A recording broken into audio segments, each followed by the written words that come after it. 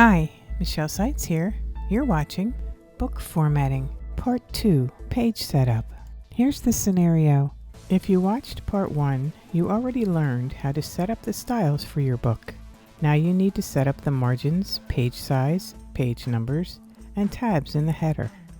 A special thanks to Daria Angie Giovanni for allowing me to utilize excerpts from her book, Water Signs. Watch this video to learn how to do this. When you set up the margins correctly first, it will make the headers and footers much easier. Go to the Page Layout tab. Click on the small arrow on the bottom right on the Page Setup group. Decide what the best margins and gutters you want for this particular book. Is this a book that will be paperback, larger novel, or ebook? For hard copy and paperback books, you will want mirror margins so that the binding won't obscure the text. Keep in mind the readability and overall look of the pages. The size of the book will determine the margins. Here are 5 common book sizes. I will use the formatting for mirror margins in this video for a 6x9 paperback book. Start on the Margins tab. Enter the margins and gutter. If the gutter position is active, select Left. In the Pages section, select Mirror Margins. In the Apply To field, select Whole Document if it's not already selected. On the Paper tab, create a custom size by entering the numbers in the Width and Height fields. Make sure the Apply To field is Whole Document. On the Layout tab, in the Headers and Footers section, put a check mark in Different Odd and Even and Different First Page. I will leave the From Edge section for the header and footer at 0.5. Click OK. Click in the header if you have one, or go to the Insert tab, and in the Header and Footer group, click the down arrow on Header, and at the bottom of the group, select Edit Header. I added some hard returns to my document, so now I have 3 pages.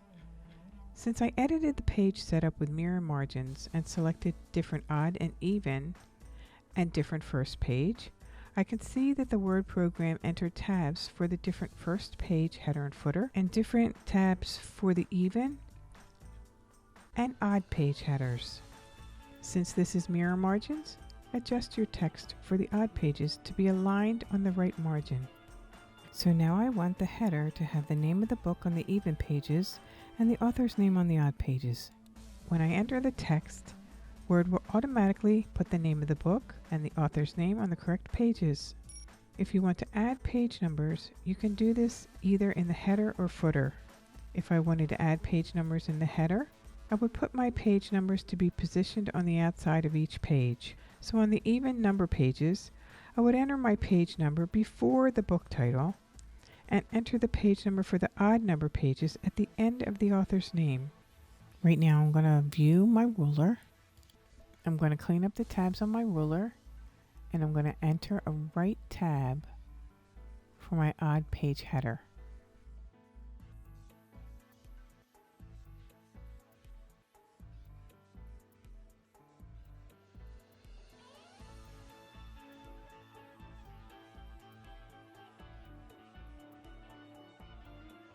I will add a separator after the page number on the even pages and before the page number on the odd pages.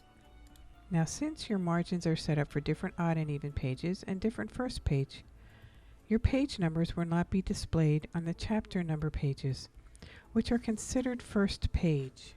So you might ask, how does the program know the chapter numbered pages are different first pages?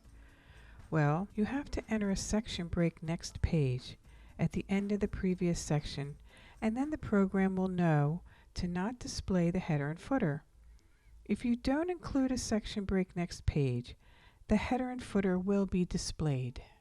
So if I entered a section break next page with the formatting marks displayed, you can see there are page breaks and a section break. You can see the header and footer are not displayed on the page after the section break. If I take the section break away, the header and footer will be displayed again. And that is the end of this section, Page Setup.